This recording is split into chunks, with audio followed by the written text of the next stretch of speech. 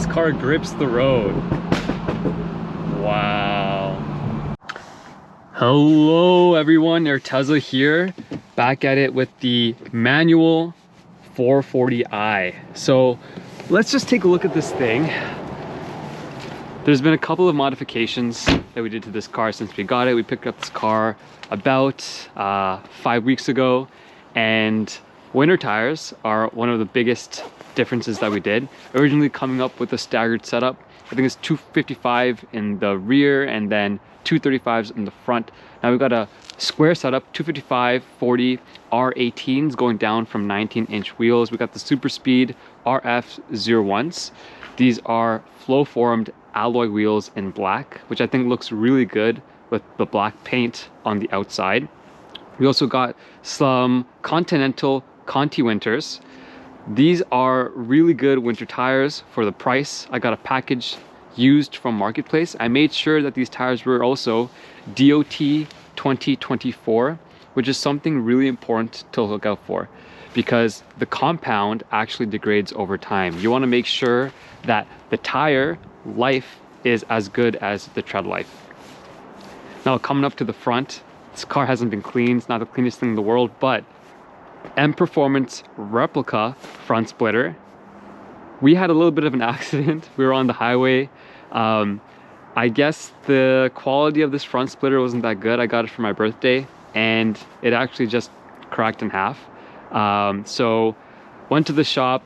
I was a little bit disappointed at first, asked them if they could replace it. They said that they don't warranty parts that they didn't provide. So we came with a compromise. They said that they would install my next front splitter for free. And in the interim, I asked them to kind of shape it into something cooler. So we got this little, I don't know what you call it, like fangs, I guess, on the front of the 440. So let's get this thing started. What we're gonna do is we're gonna pop this thing into sport mode.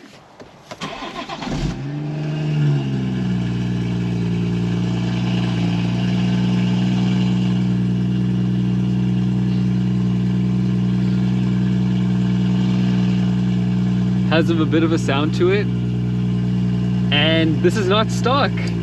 There is a catless downpipe, BRSF catless downpipe. We still have cats on this car. We have a secondary cats, but the primary catalytic converter, which was on the stock downpipe, has been removed, and it's just a free-flowing wide pipe. There's also a bit of the smell that comes from an absent primary catalytic converter, which I kind of like, to be honest with you. So let's kick this drive off. We're going to our buddy's place. We're gonna go musicless. And yeah, should be good. Physical handbrake. I love this thing so much. It just feels amazing to use. Okay, going into reverse, you go all the way to the left and up. So now we're in reverse gear.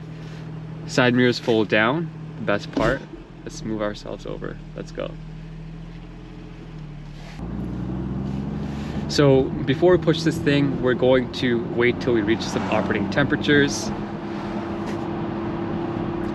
and then we can exceed 3K RPMs.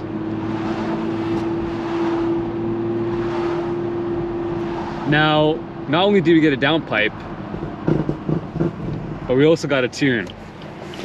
And with that, we got some burbles going on, some burble action.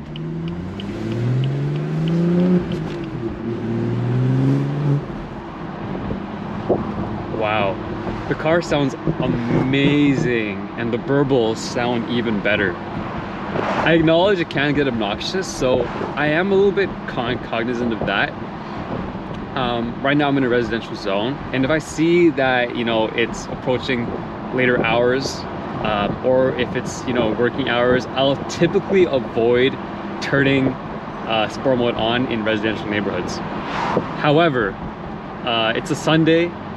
It's 3 p.m. People just came back from church or whatever, you know, it's fine. It's fine. I think it's okay. I know at one point I might find it obnoxious to have the burbles going off all the time. But oh my god, it sounds amazing.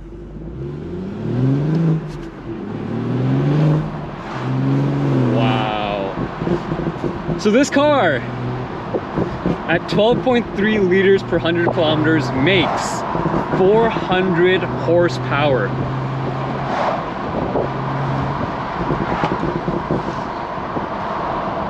Amazing power for a vehicle that can stay reliable with that B58 engine. There's just so much power it delivers reliably and confidently. Now I still have my check engine light. That's because I went catless.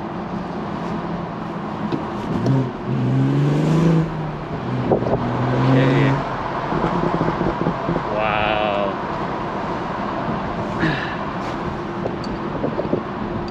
So let's put the windows up and hear how this noise isolation is.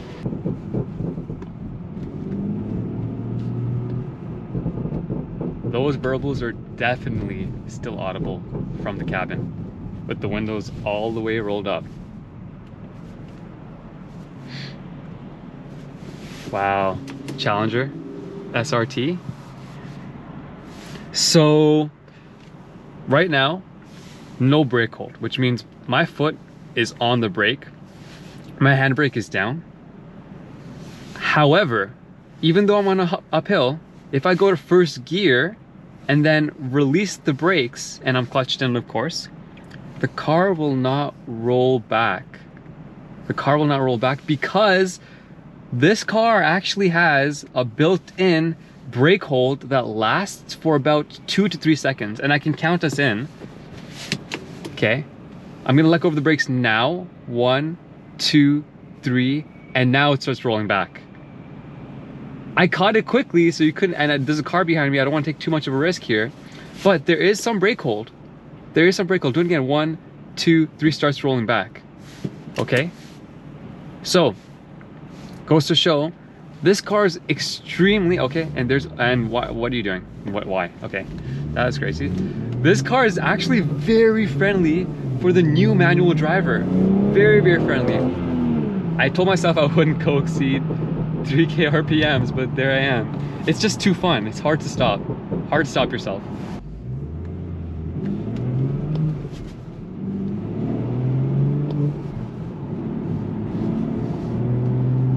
The one thing about having a tune on this car means that you have to be really precise with the pedal. Lots of pedal control is required because it just delivers so much power and so much torque down at the low RPMs that if you're even a little bit foolish with the gas, you're gonna go flying forward and crash into a car or lose traction. Now this car has X-Drive, which I personally like, and this car for me is a dedicated winter sports and luxury car. That's the way I see it.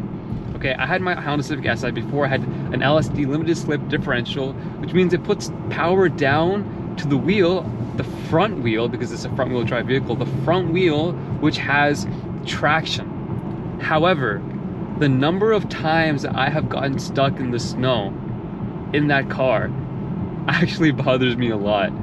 The car, I think, was slightly lowered. I bought it used and I didn't actually do any modifications to it, so it was all the previous owner, but it was slightly lowered, and there was a front lip and side skirts which acted like a snowplow. This car has a front lip, but it's stock height, okay? Paired with the X-Drive, I'm hoping that there are no issues in the snow, but let's see. Taking this turn.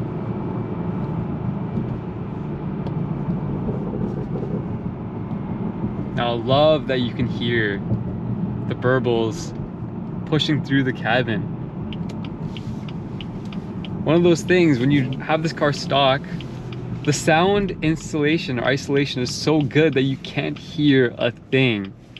It's mostly just the engine. As soon as you add that downpipe, you get a bit more noise, and then the tune adds those burbles. Now of course there's burbles before the tune, but the tune adds so much more.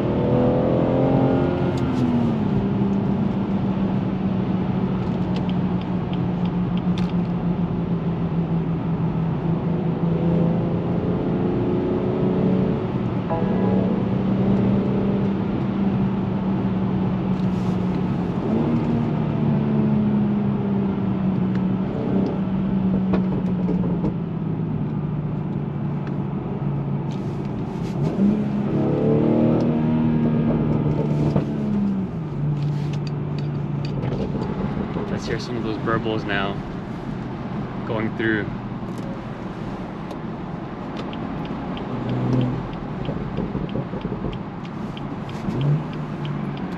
Wow. The car pulls and it doesn't stop pulling. You can be at a 120 kilometers an hour or 140 or 150. The car will just keep pulling incessantly. And there's a police officer there, which means we are at extreme risk. Our timing, imagine.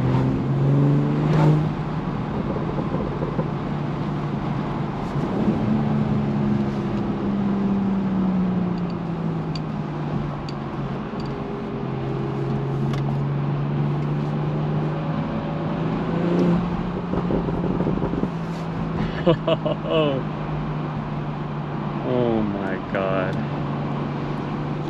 People don't usually go this slow here. It's definitely that police that scared these guys.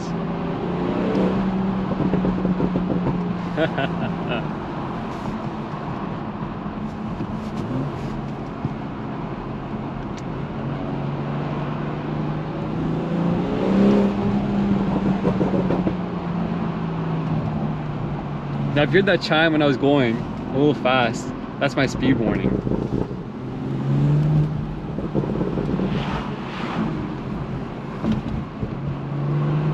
This car grips the road. Wow.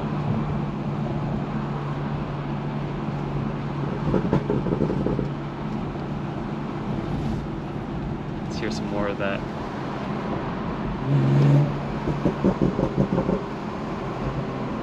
I can let this car go a little forward, and I'm just gonna do a little bit of a pull. Oh my god, there's the police officer there. Wow, it's my lucky day.